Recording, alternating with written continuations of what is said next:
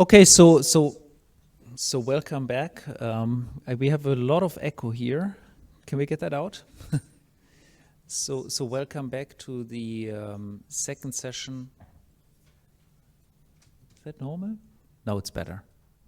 Okay, so welcome back to the second session on the Future of Work and Inclusive Growth Annual Conference. This is now the keynote session where I'm very happy to welcome two distinguished speakers.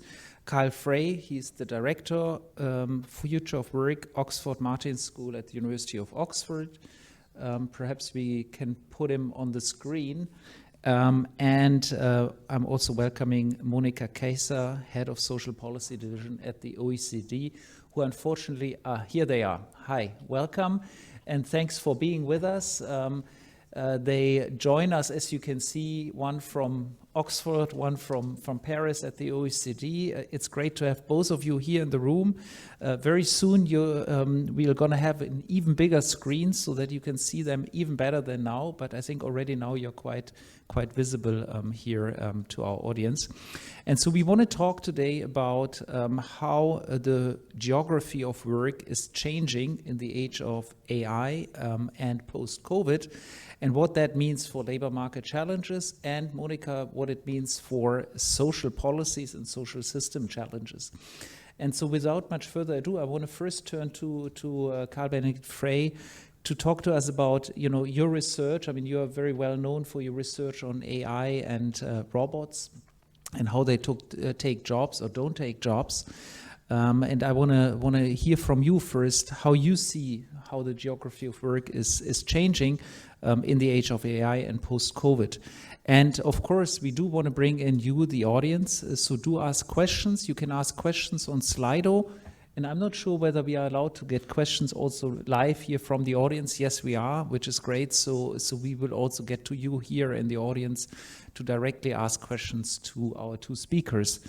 Okay, but there's still a lot of echo. So if we can get rid of that, that would be great. Okay, Carl, please, the floor is yours. And thanks for joining.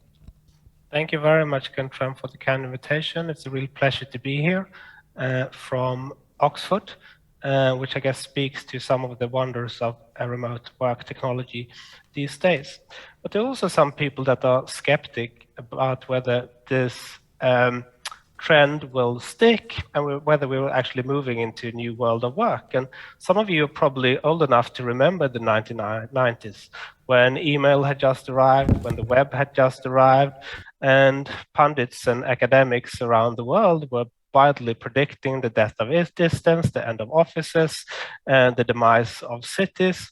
And much of this euphoria culminated in Tom Friedman's book in the early 2000s called The World is Flat, where he argued that we're moving into this new decentralized world of the internet, where everything is going to be very wonderful and very equalizing. And of course, if we looked at what's happened since then, actually sort of the opposite has been true. If we look at new jobs, where they emerge over time, we see that in the 1970s, before the computer revolution, they were still fairly dispersed across space. Beginning with the computer revolution, we're seeing that they're overwhelmingly clustering in cities with a greater abundance of skilled people.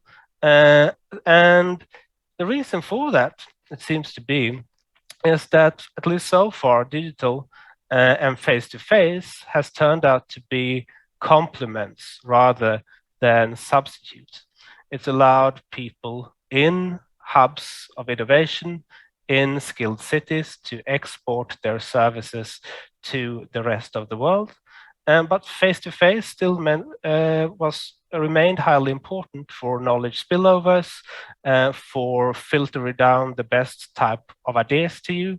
If you live in Oxford and you go to lunch with 10 people during 2 weeks, then you get a lot of good ideas filtered down to you through those conversations. And people still in cities today benefit from those types of interactions. And of course, when these industries become more clustered, it also means that more in-person service type of jobs become clustered. Because if one new technology job is created in Berlin, that person will go out in the local service economy, take a taxi, go to the hairdresser, go grocery shopping, and so on and so forth. And that creates a host of new jobs in the local service economy as well, which in turn tends to drive up house prices. And we now know that most of the increase in wealth inequality that Piketty famously documented actually has to do with a striking increase in inequality related to housing in particular. And in addition to that, as house prices go up, it obviously drives up the cost of living, especially for people in less well-paid service jobs. And it used to be the case, actually, that by moving into cities, even people without a college degree benefited from knowledge spillovers and from learning, which eventually was reflected into the wages. What we're seeing since 2010, at least in the US, is that house prices are now countervailing those wage premium to the extent that it no longer pays to live in a city if you're a low-skill service worker. And that obviously raises the question, why are they then still staying in these cities? And I think part of the explanation for that is that old manufacturing towns have been in decline. When globalization and automation takes away routine type of manufacturing jobs, it also affects the demand for local services in those places. And as service jobs have become increasingly clustered and jobs have been disappearing in industry, we see that these people face fewer outside options. But we are now doing this session virtually, and that should provide some hope for potentially the future. It is absolutely true that the 2000s has seen a lot of innovation in remote work technology, with Zoom, with Overleaf, with Microsoft Teams, and Slack and so on, that allows us to collaborate more effectively at distance. So the question is, maybe we're moving now to a better equilibrium in the post-pandemic world, where knowledge work will be more dispersed, and so will in-person service jobs as a consequence, which might help bridge some of these regional inequalities. And one of my favorite examples here is close to my heart because it's close to where I grew up in southern Sweden. So the city of Malmö had long specialized in building ships. And when the Kockums shipyard closed down in the 1990s, and the city suffered for a number of years, along came the bridge to Copenhagen, which allowed people to stay put in Malmö, where housing was relatively cheap, commuting to Copenhagen, where there was an abundance of relatively well-paying jobs. A lot of people will spend most of what they made in Copenhagen locally where they lived in Malmö, which gave a boost to the local service economy there.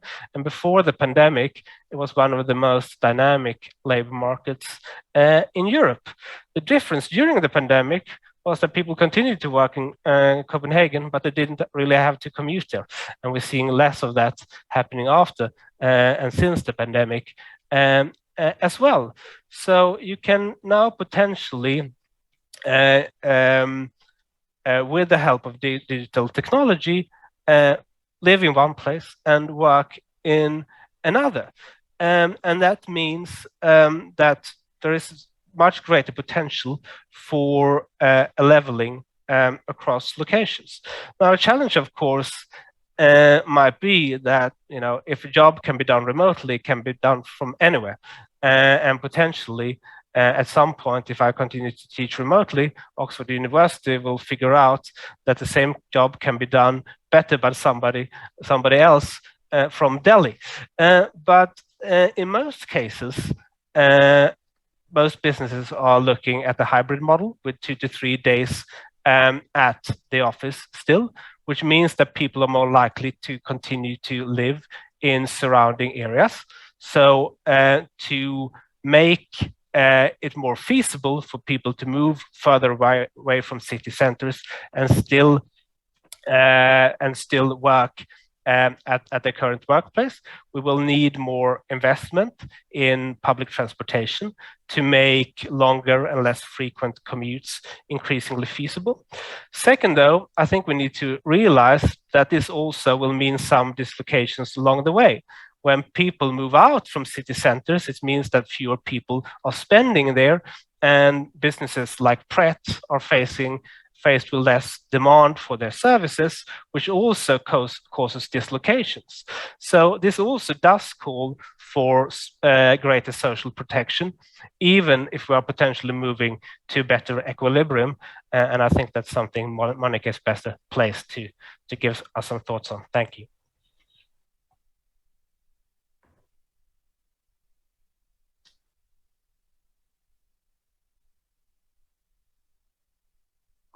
Yes, yes. Now you can hear me. Okay, great. So wonderful. Thank you for this these opening remarks, and of course, very fascinating to see how the local cluster Copenhagen, Malmö, in a sense, stayed a local cluster, right? Which I find quite amazing because, as you say, during the pandemic, of course, people could work from everywhere, but of course, it was the existing local structure that stayed for the moment. And what you seem to suggest is not that we will move to 100% remote work model, but rather a hybrid model. And so, in that sense, of course, geographic proximity still remains relevant, and commuting remains relevant. And so, this I think quite a strong statement.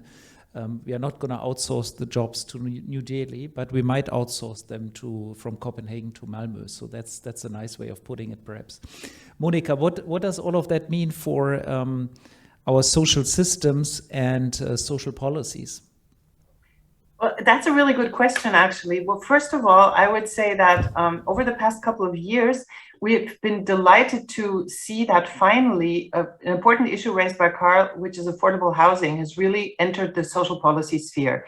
And it's really interesting because for us at the OECD in the social policy division, for years we kept saying households spend, on average, a third, in many cases, 40% of their disposable income on rents or mortgages. And yet, when we talk to our social policy makers from OECD countries around the world, they would say, go talk to the building ministry, go talk to urban development, or whatever ministry this was was in charge of housing. And so for us, that was always a little bit difficult because we said, this is a social policy issue and you need to start worrying about it. I think it's fair to say that now that everybody understands that housing is one of the biggest items that we really need to worry about as social policy makers. And this is just, I would say, more or less slowly entering the consciousness of the policy debate, but not in the way that Carl was describing. Because what Carl was describing is already another step ahead of us to think about what the cities of the future, the regions of the future will look like, what commuting will look like, what it means for affordable housing. We also are seeing the beginning of a debate what we're going to do with all the office space. Is the office space going to be converted to affordable housing? What are we going to do with parking? All the parking space, we're not going to need that much anymore if people start working from home. But at the same time, I think there's also this trend of, if it's hybrid, let's face it, you can't really, if you're expected to be in the office 2.5 days a week or 2 days a week, you can't just leave. I mean, we see this in the big tech companies that let people work no matter where they are from around the world, everywhere. But I think the norm is really not that at all yet. So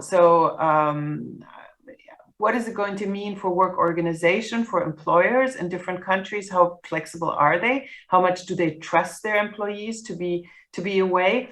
I think there's a lot of open questions in that. And until we get a stronger idea, a better grasp on this, how people are going to react, how companies are going to react, it's going to be very difficult for social policy to develop new models of how to respond to this. And we should also remember that social policy, first and foremost, is national policy. So social assistance rates are set very often nationally, maybe with a housing benefit on top of it, which is determined more regionally. Social insurance systems work nationally, unemployment insurance systems work nationally, pension systems. So a lot of the social policy that exists is still determined on a national level, and I think also at the moment, social policies, social protection systems are still very much trying to understand what hit them with COVID, and how they can get the COVID thinking and the COVID lessons back into a more long-term thinking and structure. Because I think for us, the COVID experience has been one that is ultimately extremely optimistic in the sense that policy works.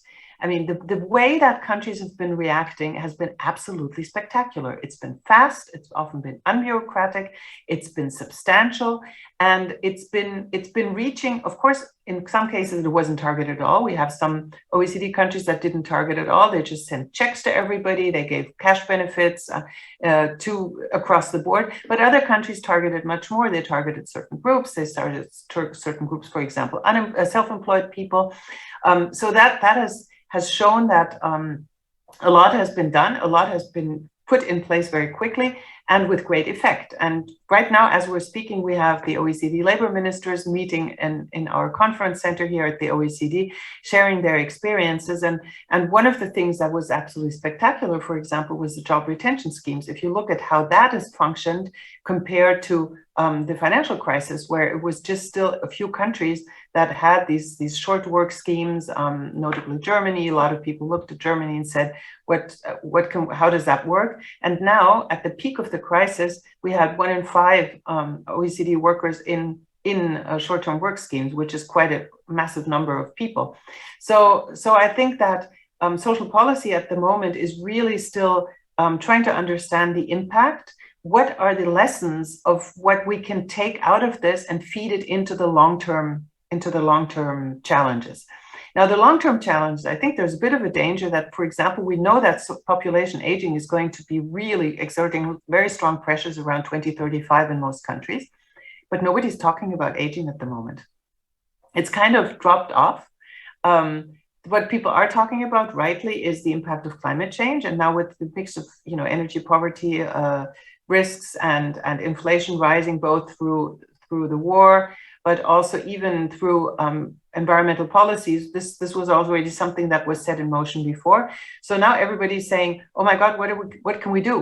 What can we do in social protection systems? And here the interesting question to me is, this is a debate that we've been having for years. Do we need new instruments for social protection? Or do we have actually the toolbox with subsidies, checks, certain insurance schemes and so on? Do we have all the things we need, or do we have to invent new social policy instruments? And that is a really, really interesting question whether we can use this arsenal or move to completely new models like universal basic income, which is another thing that has been around for many, many years, but with the crisis suddenly it came up to a situation where people were saying again, well, maybe we need to have UBI. And UBI is being tested in pilots now. There was the famous Finnish pilot for many years where people were looking at how it would impact labor market incentives and whether people who received UBI would then stop looking for jobs or not, which was an interesting thing. It made them happier, but otherwise it didn't say it did change their behavior a lot. But now we're also seeing in the US, for example, that plenty of cities are trying new pilots for artists and self-employed people in the cultural sector. And that to me was also a very interesting other structural question that came up with social policy, also related to what Carl was saying, but not only. There's a new concern about self-employed people, which we didn't see in the same way before. And it's also a concern about a situation where fairly well-off self-employed people from one day to the next can be catapulted into a situation where not only they have no income, but because their social protection is largely organized in private terms, private health insurance, private pension insurance, they might actually lose the capacity to pay for this private insurance benefits as well. So suddenly they don't have access to unemployment insurance. They can't pay for their private health insurance anymore. They can't pay for their pension insurance. They have no current income. So that's one of the reasons why we saw many OECD countries actually feeding this particular population very quickly with some benefits. Also because it was absolutely no fault of their own. It was lockdown of cultural sectors and so on, tourism sectors, and many self-employed suffered greatly. So there's also this question about what this will mean for new models of unemployment insurance for self-employed. And I think at the moment, many countries are trying to understand what they can learn from this, go around to other countries which do have unemployment insurance, for example, for self-employed, and then think about how we might integrate this into new systems. And then, of course, there's a longer term trend, but maybe I'll just stop here and we'll see how we can discuss this. Wonderful. Thanks a lot. So just to follow up a little bit on this point that you both mentioned, that some of the work might move out of the cities to the countryside, but then perhaps, Monica, to push you a bit further, some of it might move and migrate across borders. How do we deal with this as a social policy challenge? Because, as you say, the social security systems are basically national social security systems, and so I wonder, even pre-pandemic, Copenhagen, Malmö is I mean, I haven't studied that example, so perhaps Carl, you might also want to jump in on that. But how did workers actually get organized in this? If they work in Copenhagen, but basically live in Sweden, I mean, even within the European Union, there are still a lot of obstacles because you have two different social systems. So can you explain a little bit more how this works? What are the challenges and what the thinking on this is, and of course how you think it should evolve more long term, given that remote work will become much more important and more people will want to spend, let's say, at least a month abroad or 2 months abroad. Perhaps some people want to spend the whole two summer holiday months when the kids are not in school outside of the country. So how do we adapt our social security systems to this? Perhaps we start with Monica and then Carl. Okay, so this is not an entirely new situation, obviously, because we always had people who work in different countries for a company that is based somewhere else, and there's agreements on social security. I think that as long as we stay within contexts where people have an employment contract, it's very different from the situation of platform workers, which is for social security, that's the real problem. For people who have a proper employment contract, practically every country in the world has some sort of bilateral agreements, social security agreements, which our colleagues from the Social Insurance Administration take great pain to negotiate over years how they work. If you work in one country, where do you contribute? How do you get taxed? There's a lot of issues around tax regimes. Where do you declare your taxes? Some countries like the US have worldwide income taxation, where they say if you don't pay in one particular country, you're definitely paying in the US, whereas other countries don't have that. So there's a lot of harmonization going on. And for example, if you take the European example, the Pan-European pension plan is of course one thing that tries to address these problems by saying that you can have a product that is applicable to workers wherever they are within Europe. Now, it becomes obviously much more complicated when you move to a situation with platform workers, as you mentioned before, in India. How do you take care of social protection when they are not affiliated with any system? Should they be paying? Should you create some kind of account for them and just force the client to put some money in that account for anything that they get? But how do you enforce that? So that becomes much more difficult. There's an interesting model out there by Enzo Weber, for example, who says let's benefit from the advantages of digitalization. We're able to trace these things, all these payment flows, and we can tax us with a social security contribution. We can have a global fund, and then the global fund is going to distribute this around the world. I think it's intellectually a super interesting model. How this could work in practice, I think, still has many challenges, but it's definitely something that remains at the moment relatively unsolved And if you look at what the consequence has been often, is that actually some of these online companies like Uber, for example, actually the workers won in the sense that the relationship is now being recognized in many countries, which then has implications for the way that social protection has to be provided by the employer as for any other type of dependent employee. So it's interesting that rather than trying to mold the social protection part into this very specific situation, the employment part has been addressed more consequently, and obviously collective bargaining and unionization are also very important areas in this respect. Carl, you're muted, I think. Sorry, that doesn't happen if you're in person.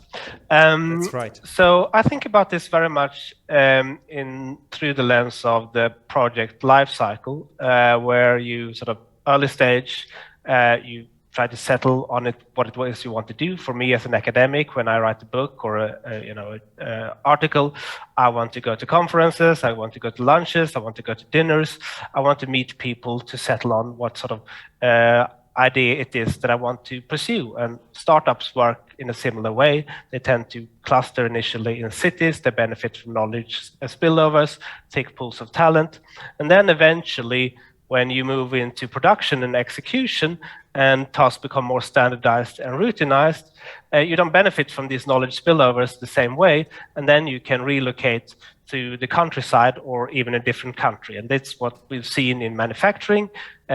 Most manufacturing companies started in cities, they then moved out to the hinterland, and later on they migrated to places like China, enabled by advances in information and communications technology. I think we're currently seeing something similar playing out in services, but we're more in the very early days of that. So most jobs are still going to be physically located fairly close to where the office is. Most people are still going to continue to come in 2 to 3 days a week, and that means that telecommuting across borders is still going to be fairly rare. There are also a host of concerns over coming into the office and promotion. So most people have an incentives of coming into the office. Building up managerial capital is highly important. So the office is not going to disappear. What we're going to see there, I think, is that many of these sort of smaller execution tasks can be increasingly subdivided and then offshored through platforms. And so, for example, if you write a book or an article, you can outsource the task of crunching the data for one particular table or figure and so on. And if you do a report for the OECD, you could potentially, in theory, do the same thing.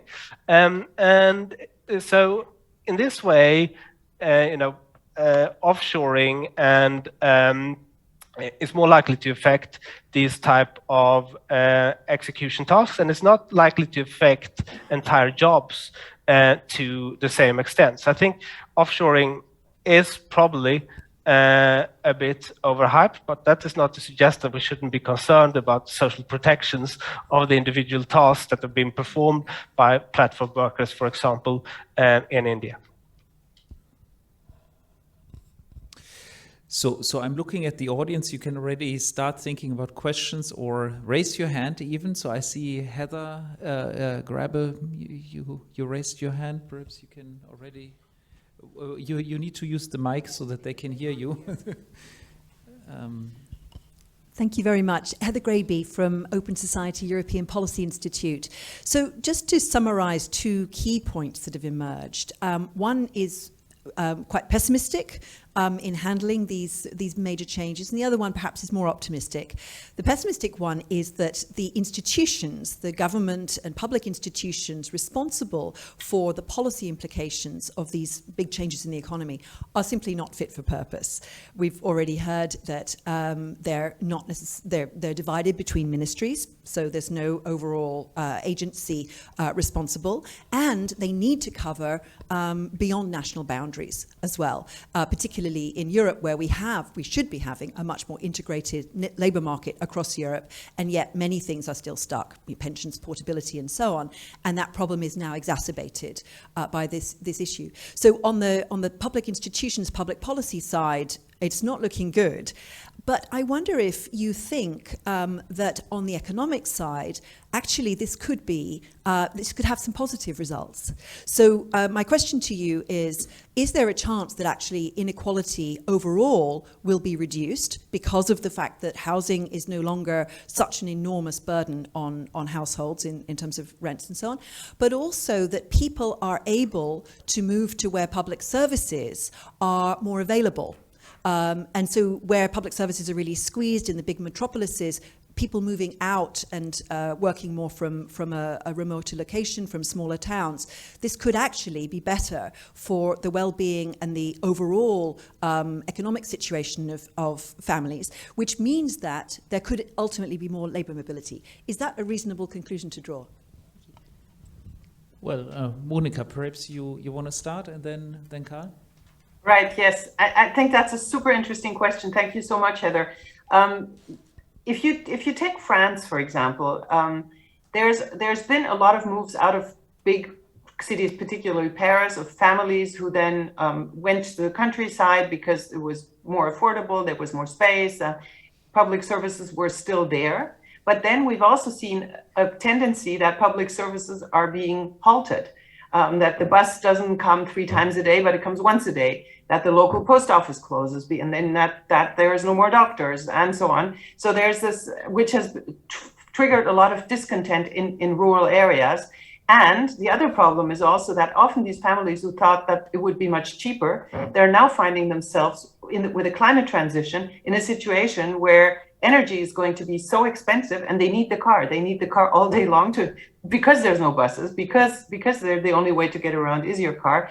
Then if you have carbon taxes, it's just going to become more and more expensive for them. So then you need to compensate them again. So this is really a conundrum, I think, where yes, the trend has been positive in the beginning, but actually the implementation is quite complicated. And if you look at the Yellow Vest movement in France, this is actually a pretty good illustration of how this problem can evolve over time, because that was their prime concern when it first started. Afterwards, other demands were tacked on, but the energy cost and the impact of a carbon tax, which we all know we will need in order to manage the green transition, is something that is going directly against this type of adaptation in the rural areas. Carl? I mean, just to add to that, so I think I'm more concerned about the lack of movement within countries than the lack of movement across. I mean, there's a reason that I would struggle to work in Spain. I don't speak the language. I don't know the culture as well as my own. I'm sure I could adapt and adjust, but there are barriers that are not harder to overcome when it comes to cross-border movement. When it comes to movement within, clearly, the trend of the past couple of decades has been the move into bigger cities. And as a consequence, as jobs have dried up in the countryside and smaller cities, public services in those places have also been downsized accordingly. And I think a key worry for me is that you hear a lot of examples, anecdotally, and we should say we see some in job postings data, also some tendencies of people moving away from San Francisco to Austin, or moving away from London to the sort of surrounding areas, and some people moving up to Yorkshire and so on, whether nature is beautiful and you have a good university and so on. But a key concern is that once these families start to move out and they discover that the schools are not as good as they are in London, the healthcare is maybe not as good. I mean, there's still some, even in the NHS, some regional inequalities in the service, the public infrastructure is not as good, that they may regret those decisions, and that will sort of halt the beginnings of this hopeful leveling that we are currently undergoing. So I think we need to be very careful that we scale up the public services in those places that are potentially targets of more people moving into them, so that they can face more children in schools, so they don't have to move to bigger classes just because more people are potentially moving in quickly. And potentially, we actually will have to devolve more powers to these regions in order to be able to make these decisions in a prompt and efficient way. Right. I think not everybody seemed to agree with your Yorkshire example, but I think your point was still well made. So let me just push you a little bit more on the services part, because and sort of push you a little bit more into extreme long-term thinking. I mean, if you're saying that more and more services can be outsourced, or can at least be done remotely, and supposedly with increasing capabilities in terms of virtual reality, etc., it might be even less profitable, become less and less profitable for individuals to actually go to the office. At what stage do we see really jobs moving to the famous example that I think one of you mentioned? Let's say to India, and do so on a bigger scale, thereby, by the way, also reducing inequalities, right? Because a big inequality is the fact that a salary in Oxford is much better than a salary in Delhi, and of course, by moving the job from Oxford to Delhi, you're actually creating a much more integrated global labor market with some leveling in terms of salaries also, supposedly. So Carl, what's your thinking on this? Are we ever going to get there, or what are the obstacles? Basically, just administrative, government level, or are they real economic obstacles to that kind of a vision? No, you're still muted again. Sorry. I think they're cultural and language barriers above all. If you look at the sort of key locations for workers on digital platforms, they are India, they are Bangladesh, they are Pakistan, they are the Philippines. It's populations which are essentially English speaking. Yes, machine translation is getting better, but it's not yet sufficiently good to overcome those language barriers. In addition to that, you have a lot of cultural content, often in services that you don't have in the same way in manufacturing goods. Bollywood movies are not that popular in Finland, and I suspect Finnish movies are not that popular in India either. So these barriers are just somewhat harder to overcome, but that doesn't mean that we aren't moving in that direction. I mean, global trade in services have been growing faster over the past decade, but from a much lower base than trade in goods. And I think there are reasons to expect that to continue. And as you rightly pointed out, from a global point of view, it reduces inequalities and would be a good thing. But we are still concerned about things that Monica have been talking about social protection, about leveling the sort of regulatory playing field, so that businesses are less able to undercut the social protections offered in places like Europe. And in terms of workplaces becoming fully remote, I think it will also depend a lot on hiring and promotion policies. So right now, and before the pandemic, we know that the promotion penalty for not coming into the office is very significant. And there have been experiments showing that even though people can work from home more productively, the promotion penalty is about 50%. So it's huge. And I think that raises a whole set of other questions surrounding who's most likely and who's least likely to come into the office. Women with young children at home, they're potentially the least likely to come into the office. If their promotion prospects suffer as a consequence of that, that's going to be a huge problem going down the line. If we have certain ethnic minority groups that are less likely to come in for religious reasons, or that just live further away from the office and where housing is cheaper, that is going to be another dividing line and a huge diversity problem going forward. So I think as long as people's promotion prospects are affected by being on site, I think hybrid is likely to remain. I also think that many of these sort of execution tasks, as we discussed, become routinized and standardized, and over time also become increasingly automatable. So a growing share of the population over the very long run are going to be employed in tasks that are more interactive and where physical proximity matters. So I think a even greater concern, in my view, is that we're going to see a lot of people moving out of large cities, but that is only going to be temporary because certain execution tasks are going to be offshored and automated, and then the type of tasks that are more interactive are going to require more greater proximity to other people and people being at the office again, and all that people are left with over the long run is just longer commute. Right. Monica? Can I add something? Yes. So I think we have to be careful what services we're talking about also, because one thing is to outsource ICT services, graphic designers, translations, editing, and things like that. But I mean, we know that there's a whole big demand coming, rolling ahead. I mentioned before, nobody wants to talk about population aging at the moment, but we know that our need for long-term care workers is going to be enormous.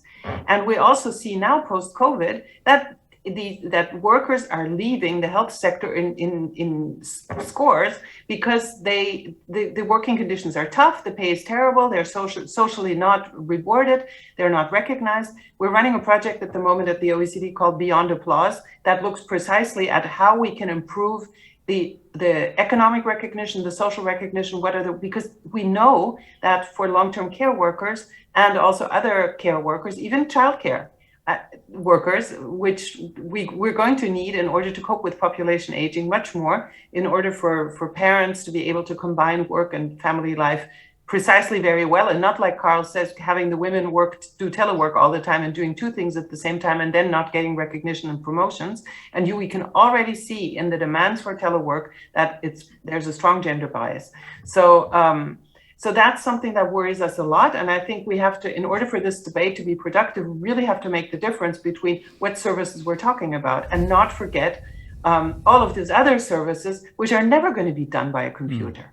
And for which we know that we will have massive increases of demand. Okay, I see there are several further questions, and perhaps we can group two or three. And I think Maria, you had the hand up, and then Scott, and then Thank you very much, Maria Demargis from Bruegel. I'm very concerned about the issue of inequality as well, but since many people have asked it now, I will ask maybe a question that goes in the direction of what Guntram said in terms of long-term tendencies.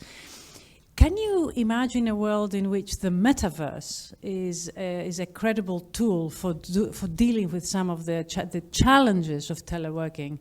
Maybe not as a way of working altogether, but as a tool for making sort of teleworking a little bit more realistic. Okay, we collect. So Scott, you're next, please.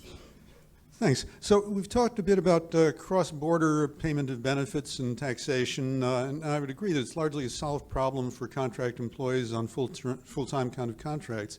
But we live in an increasingly complex world. The number of people that are doing non-traditional work or self-employment is increasing. There's also work, I believe actually you, Professor Fry, had been involved in survey work for Uber a few years ago, if I'm not mistaken, that found that a driver might very well be an Uber driver as a self-employed person in part of the day, and then a part-time employee another part of the day. So the velocity of these changes is increasing. Now, we have rules that deal with totalization of benefits within Europe for employees, but totalization either within countries or across them for people who change among different modes of work in this increasingly complex, higher speed world seems to me to pose some real novel problems that are likely to grow. Thank you. Thank you. And there's a third question there.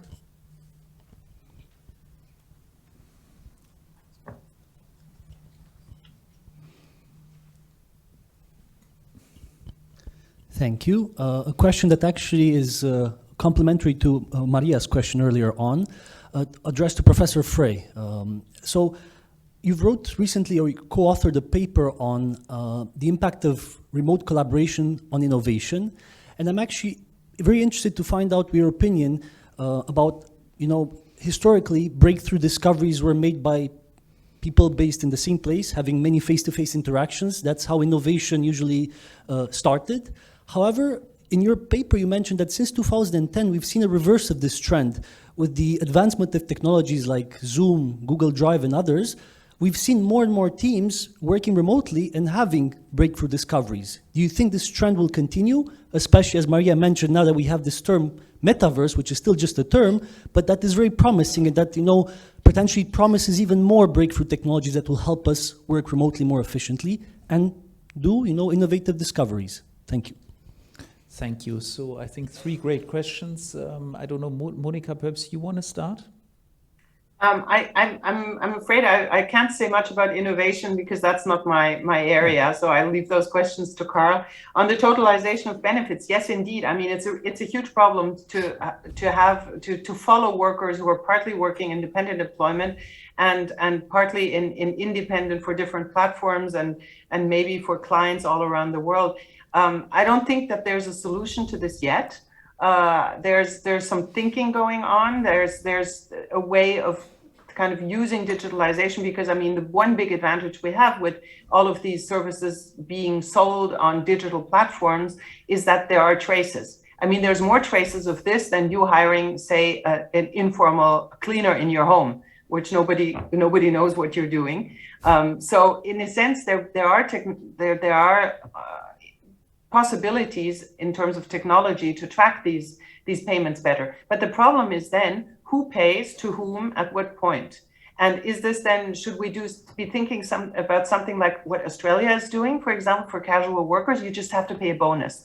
So because Australia doesn't have a social insurance system, they say if you use casual work, you have to just increase the wage. You have to give a top-up supplement to the workers so that they have the opportunity to buy their own social protection somewhere, which is one possibility one could deal with this, rather than trying to kind of mold these different work arrangements into different existing social protection systems, which of course differ among countries because the French system is not like the Swedish system, is not like the Italian system.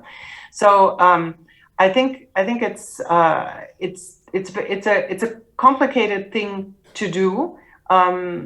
We also don't really know where to pay. If you were to decide to do a fund, would you just say, okay, where the client is based, then you put some money in that fund, but then what would the worker do, even if it's a worker not in India but in another European country, say, who has minuscule entitlements from Sweden, minuscule entitlements from France, minuscule entitlements from Italy, which under current legislation often are just lost. I mean, countries still have vesting periods, still have certain amounts of minimum contributions before you can even get any type of benefit entitlement.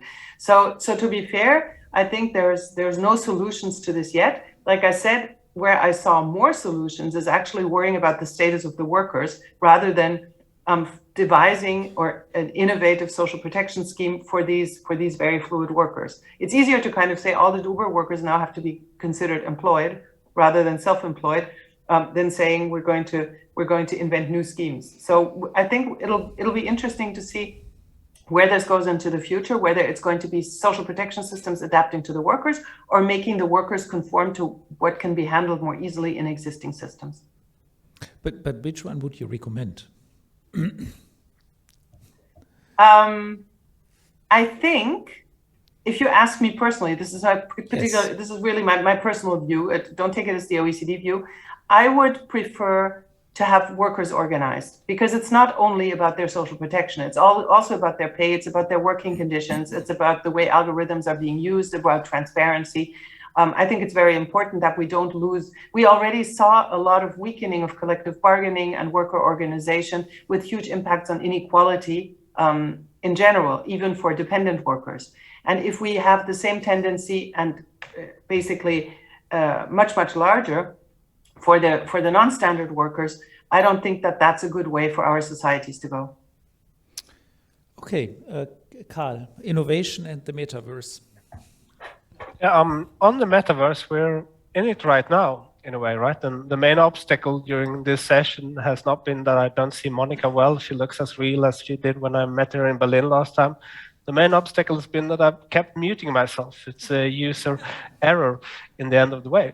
That doesn't mean that there are any room for improvements, right? So the people that are present in Brussels right now, you will go to a coffee break afterwards, and you will have a lot more random interactions that we are having here today. And those type of interactions can be important for getting to know each other, starting new collaborations, and generating new ideas. And I think one of the key bottlenecks of digital technology so far has been that it can't substitute for sporadic interactions. Somebody needs to set up a meeting for those interactions to happen, and they seem to be very important. There's a lot of research showing that. I think that very much relates to the paper that was mentioned that we've published a couple of days ago as a working paper, looking at the impact of distance on innovation in science. And what we do find is that if you look sort of decade by decade, remote teams seem on average to underperform, but the gap has been steadily narrowing decade by decade as improvements in remote work technology have been made. And the relationship, what is more surprising, even reverses after 2010. And the explanation we have for that, because we all know that, given the choice, if we could just cut the commute and all be in the same room, we would clearly prefer that. It would be a lot better.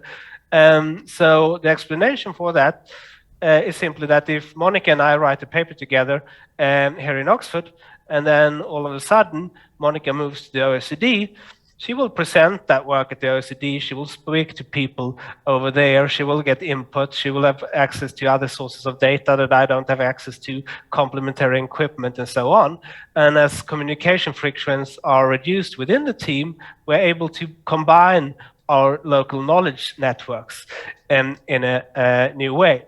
So you can see sort of remote collaboration as sort of putting a new layer on a lot of local networks by connecting them, making our collective brain bigger and more interconnected. And I think that is good news for science and innovation.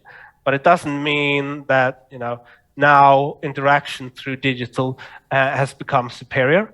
I don't know what it's going to look like in the metaverse. I don't even think that Mark Zuckerberg knows that. But I somehow doubt that the best way to run an organization is to have everybody sitting in front of the computer screen all day long. I've been a teenager, I played computer games, they are very addictive. I can totally see that people become very addictive to the metaverse, but I'm not sure that that's the best way of organizing innovation and running an organization. Well, so in the end, that was a little bit of an ambiguous message, right? So on the one hand, you're saying these remote teams have gotten even better after 2010.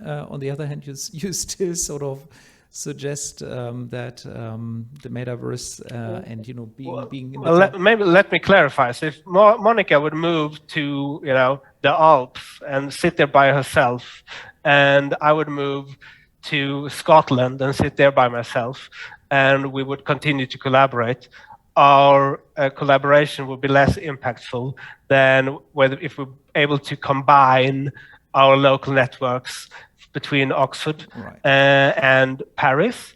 So I think that is the reason that all of a sudden remote collaboration becomes more beneficial. You're better able to match specialized talent across space and take advantage of different complementary knowledge networks and resources across space as communication frictions within the team are being reduced. But that doesn't mean that digital technology is a perfect substitute for face-to-face. Right.